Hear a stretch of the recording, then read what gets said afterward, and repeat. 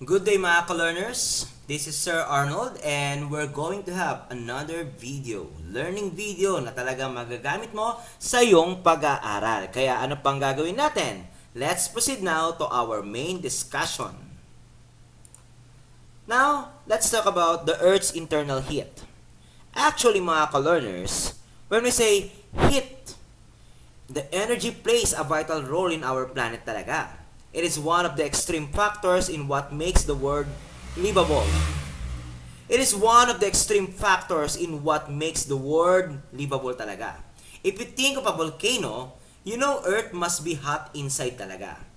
The heat inside of our planet moves the continents, builds mountains, and causes earthquakes. But where does all of this heat inside the Earth come from?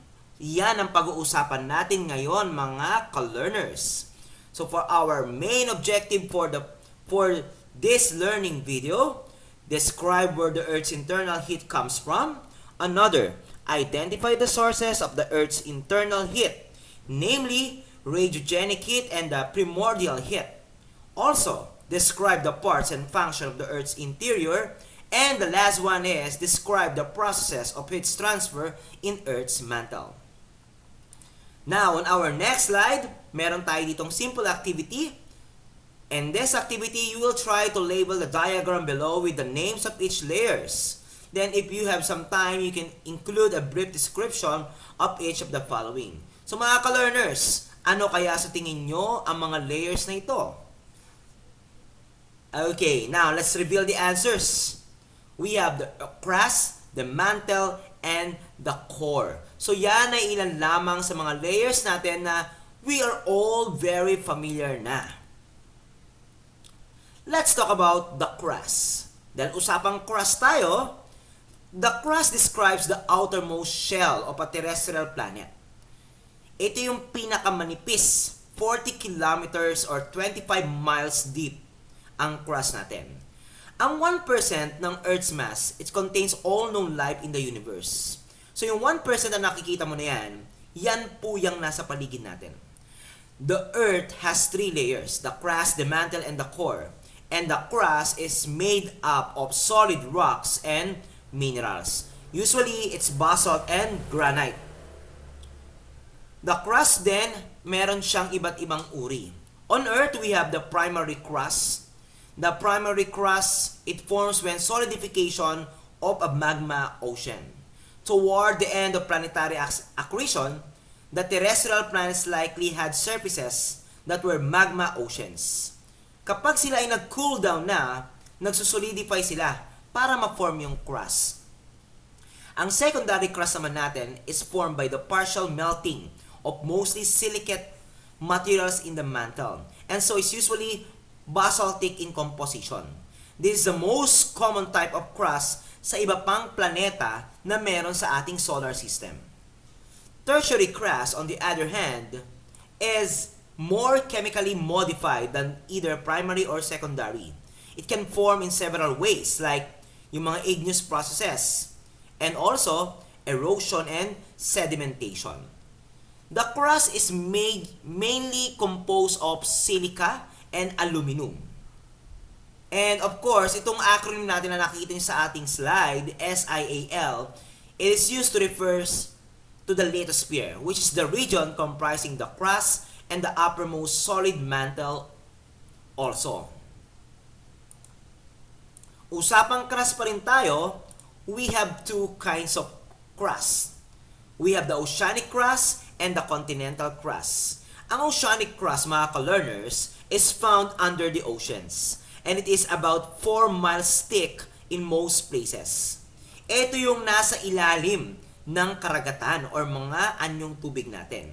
When magma shoots up through gaps in the ocean's floor, it cools and it hardens into new rock, which forms brand new segments of oceanic crust. Since the oceanic crust is heavier than continental crust, it is constantly sinking and moving under continental crust. So mga ka-learners, ang continental crust naman, it varies between 6 up to 47 miles in thickness depending on where it is found. Ang continental crust, it tends to be much older than the oceanic. And rocks found on this kind of crust are often the oldest in the world. Yan, yun yung sinasabi ko po. Oceanic crust is denser and thinner and mainly composed of the basalt. Ang continental crust, less dense, thicker and mainly composed of granite. Let's talk about mantle, mga ka-learners. Ang mantle is the mostly solid bulk of Earth's interior. The mantle lies between Earth's dense, superheated core and its thin outer layer, which is the crust. The mantle is about 2,900 kilometers or 1,802 miles thick and makes up a whopping 84% of Earth's total volume. As the Earth began to take shape about 4.5 billion years ago, ang mga iron and nickel quickly separated from other rocks and minerals to form the core of the new planet. The molten material that surrounded the core was the early mantle. In this layer or structure of the Earth, silicon and magnesium are always present as elements. Kaya po ito po ay, we will give an acronym of SIMA, silicon and magnesium. Now, mga ka-learners, pag-usapan naman natin ang core.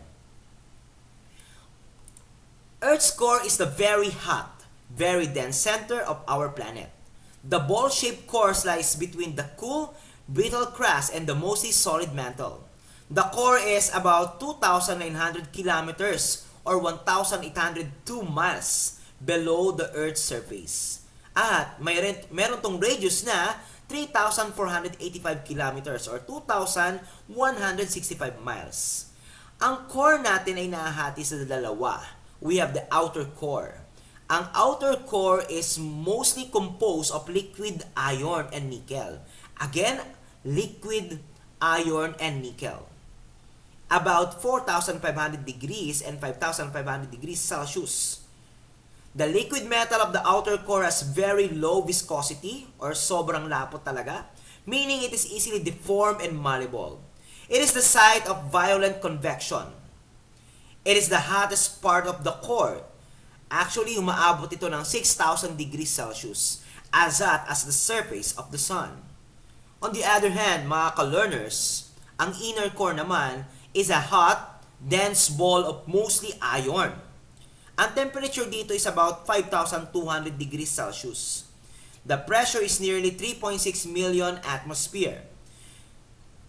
The inner core's intense pressure, the entire rest of the planet and its atmosphere prevents the iron from melting.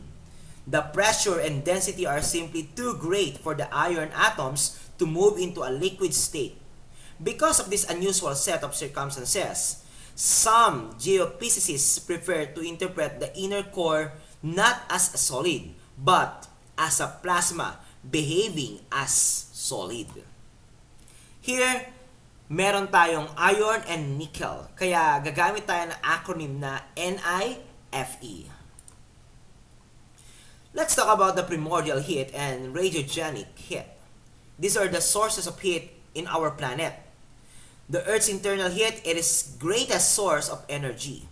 Its power global geological processes such as the plate tectonics and the generation of geomagnetic field. The Earth's heat explains that the internal heat arises from two sources: the decay of radioactive isotopes in crustal rocks and the mantle, and primordial heat left over from the planet's fiery formation. The internal heat has to find its way out to the Earth. And the three basic forms of the heat transfer are radiation, conduction, and convection. Primordial heat, from the beginning of time, it is the internal heat accumulated by the dissipation in a planet during its first few million years of evolution. Ito ang pinakaunang heat energy na meron sa Earth. The main contributions to the primordial heat are accretional energy, meaning ito yung mga energy na deposit by infalling planetesimals, and differentiation energy. The process by which the Earth makes heat is called radioactive decay. Like for example, ang uranium, no, isa siyang element na talagang pag na-decay siya, heat is produced. Dahil po dyan, it makes the Earth keeps on cooling off completely. Radiogenic heat, on the other hand, the heat produced by the radioactive decay of isotopes, particularly itong tatlong elements na to. Uranium, thorium, and potassium. Of course, states of matter is connected with this. We've learned that everything in our universe is either matter or energy. Our atmosphere is made of matter primarily in the gaseous state, but matter and different kinds of energy are closely interconnected. In fact, all matter has energy. One of this kind is the heat energy, and marami pa po yan. The heat energy is the result of the movement of tiny particles called atoms, or molecules or ions in solid, liquids, and gases. Heat energy can be transferred from one object to another. And of course, meron tayong law of conservation of energy.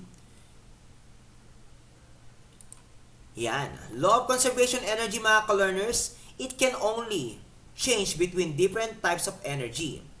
This means when the air outside gets hotter, it is not making the energy. It's getting the energy from somewhere else. That's where heat transfer comes in. And in this law of conservation of energy, it says that energy cannot be created, hindi rin siya pwedeng masira. But it gets the energy from somewhere else. At doon papasok ang heat transfer. The sources of heat and heat transfer, whether primordial or radiogenic, undergo heat transfer, and it plays an important role to the continuous changes and development of our planet. Okay, we have the three sources of heat and heat transfer: the conduction, convection, and of course, radiation. Mga ka-learners, pag-usapan natin ang conduction. It is the process where heat energy is transmitted by being contact with other molecules. Conduction, tinan nyo po yung nasa picture natin, why pan on a hot surface heats up? It's all because the energy is moving from the hot stove to the cooler pan. Alright? Now, pag-usapan natin yung conduction, the process where heat energy is transmitted by being in contact with other molecules. The heat energy we get from the sun radiates off the Earth's surface and makes contact with the air molecules near the ground. Since conduction, mga ka-learners, is the heat transfer through matter, this means that the energy continues to transfer outward to the nearby air molecules and other sources of matter. Conduction is more effective in the lower temperature. Since there are more air molecules in the lower atmosphere, there's more matter for the heat energy to transfer to. The number of molecules decreases as you move further from the Earth's surface. At dahil dyan, this makes conduction less effective in the upper atmosphere since the air molecules are so far apart. The molecules up there might be even really high temperature, but they are too spread out to transfer their heat through conduction, so the upper atmosphere stays cold. Convection, on the other hand, is the movement of the particles through a substance, transporting their heat energy from hotter areas to cooler areas. It is the movement of energy through convection causes the air to rise and fall. As the hot air rises, cooler air falls and takes its place. If you leave a pot of water onto the boil without reducing the heat, it is the potential to boil over the edge. That's because all of the heat energy is pushing water up and out.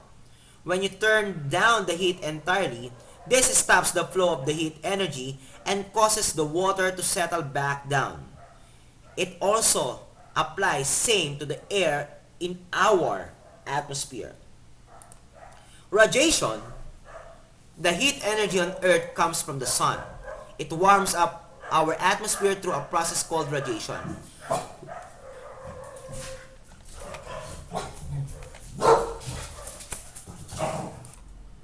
When heat is transferred by waves of energy, radiation from the sun, it reaches all the way to the Earth's surface, warms up the ground, and introduces the heat to the Earth system. As we all know, the sun will hit the Earth's surface during the day. Then at night, the sun is on the other side of the globe or the Earth. So temperatures cool back down. The clouds can be a difference maker, day or night. On night, with cloudy conditions, the sun will set and temperature will begin to cool like normal. However, the clouds will serve as a blanket to keep the temperature a little warmer. The clouds can actually re-emit some heat back towards Earth's surface. On the other hand, during nights with clear conditions, the heat will escape back out to the space with nothing to stop it. Therefore, it will continue to cool down with no incoming heat. Radiation heat transfer is a process where heat waves are emitted that may be absorbed, reflected, or transmitted through a colder body. Alright mga ka-learners, today we're going to have our activity. For our activity 1, My Notepad. In your own words, how do the three major processes of heat transfer, conduction, convection, and radiation, affect the temperature of Earth? Write your answer on the space provided. And I'll give you a minute. Time starts now mga ka-learners.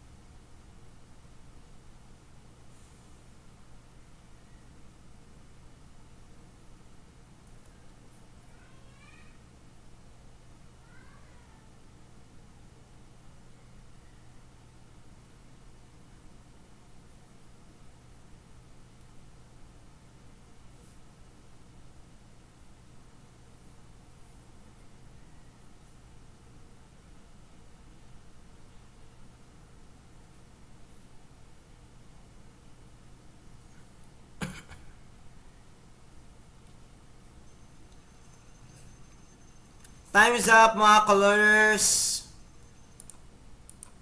Activity 2. Alright. We have some picture analysis here. You analyze the picture, figures A and B, and you need to answer the questions stated below. So for letter A, figure A shows the process of convection in the Earth's mantle. How does it affect the formation of mountains and the temperature in the surface or ground? Letter B, how the convection current affects the movement of tectonic plates. Letter C, how convection in Earth's interior and conduction in the surface affect the temperature in our atmosphere. Number 4, how subduction causes the formation of landmass like the mountains and volcano. And letter E, why does earthquake occur in subduction zone? The area where subduction occurs. And for our assessment, answer the following crossword puzzle. Complete the crossword by filling in the word that describe each clue. And for our enrichment card, enrichment activity, read each question and fill in the blanks with the correct term to complete the statement. Write your answer on a separate sheet of paper. 1 minute mga ka-learners, time starts now.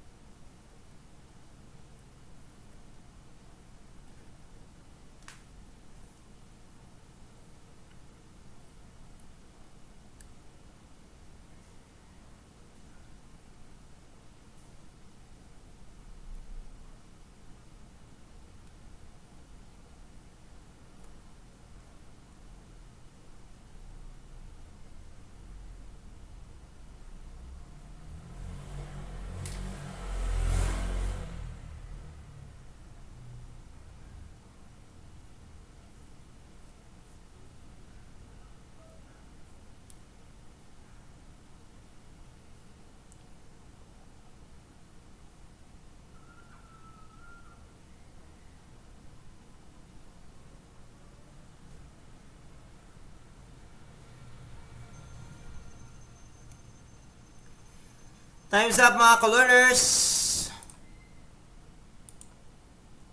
And for our some references, came from Earth and Life Science Module, first quarter of senior high school, pages 78 to 89. That's it mga ka-learners. These are the answers based on our activity. Again, don't forget to follow and like and hit the notification bell for our YouTube channel, Sir Arnold Ryan. Thank you so much mga ka-learners.